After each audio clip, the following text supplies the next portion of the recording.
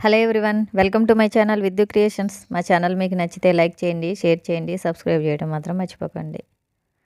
ఈరోజు మా పాప వాళ్ళ స్కూల్ యాన్యువల్ డే అయిపోయేసా, ఇంకా జరుగుతూనే ఉంది. మేమైతే ఇంటికి వచ్చేసామన్నమాట. అర్ధరాత్రి 12:20 అయిందనమాట టైము. ఇప్పుడైతే ఇంటికి వచ్చేసాము.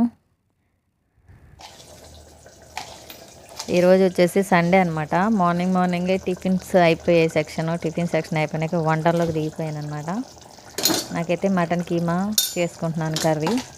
మా వారి కోసం, పిల్లల కోసం అయితే చేపల పులుసు అయితే చేసేసాను అనమాట. అయిపోయింది.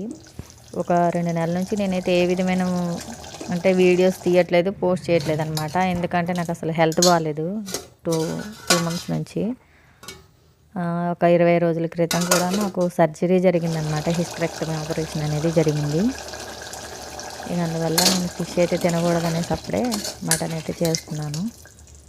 ఈరోజు మా పాప వాళ్ళ స్కూల్ యాన్యువల్ డే ప్రోగ్రామ్ అయితే ఉంది. దానికి పేరెంట్స్ని కూడా ఇన్వైట్ చేశారనమాట. 6కి ప్రోగ్రామ్ స్టార్ట్ అవుతుందని అయితే చెప్పారు.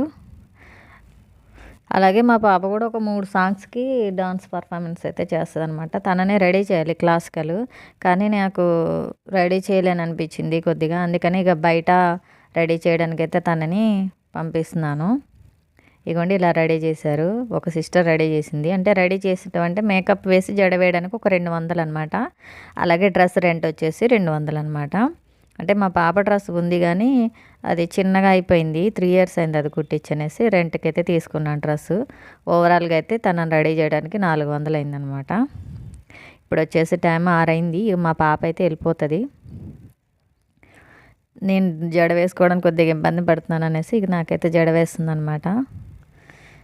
ముందైతే పాపనైతే పంపించేస్తాము. తర్వాత 7కి నేను మా వారైతే వెళ్తాం. మా అబ్బాయికి అయితే రేపు ఎగ్జామ్ ఉంది. వాడైతే నేను రాలేను, నేను చదువుకోవాలన్నాడు అనమాట. ఇక అందుకనే మేమైతే వెళ్ళిపోతాము.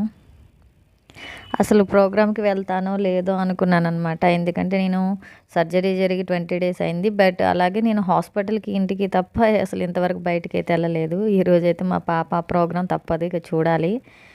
తనని చూడడం కోసమైనా నేను వెళ్ళాలన్నమాట. ఎంత రిస్క్ అయినా, ఎంతసేపు అయినా అలా కూర్చొని ఉండాలని అయితే ఫిక్స్ అయిపోయాను నేను.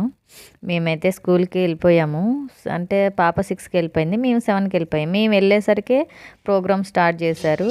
అలాగే మాకు ఫ్రంట్ అయితే ప్లేస్ దొరకలేదన్నమాట. కొద్దిగా వెనక వైపు అయితేనే కూర్చున్నాం మేము.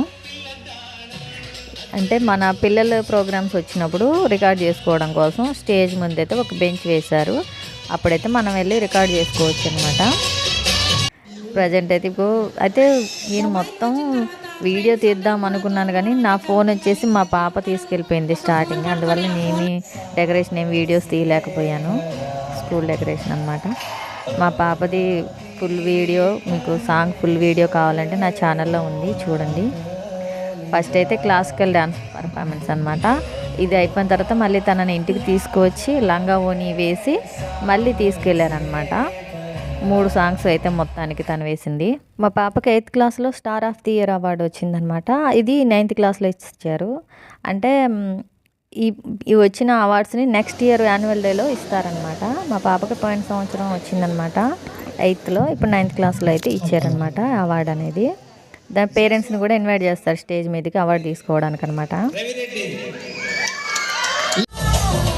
ఈ వీడియోస్ చూడాలి అనుకుంటే నా ఛానల్లో ఉన్నాయండి, ఒకసారి చూడండి.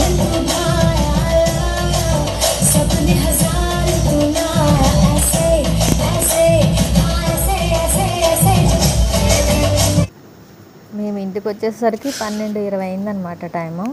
ఇంకా ప్రోగ్రామ్ జరుగుతూనే ఉన్నాయి స్కూల్లో. కాకపోతే మా పాపవి ప్రోగ్రామ్స్ అయిపోయాక తననైతే తీసుకొని ఇంటికి వచ్చేసామన్నమాట. 7కి వెళ్ళాము, 12:20కి వచ్చామన్నమాట మేము. మా పాప అయితే 6కి వెళ్ళిపోయింది తను. ఇదేనండి ఈరోజు వ్లాగ్ వచ్చేసి. మా ఛానల్ మీకు నచ్చితే లైక్ చేయండి, షేర్ చేయండి, సబ్స్క్రైబ్ చేయడం మాత్రం మర్చిపోకండి.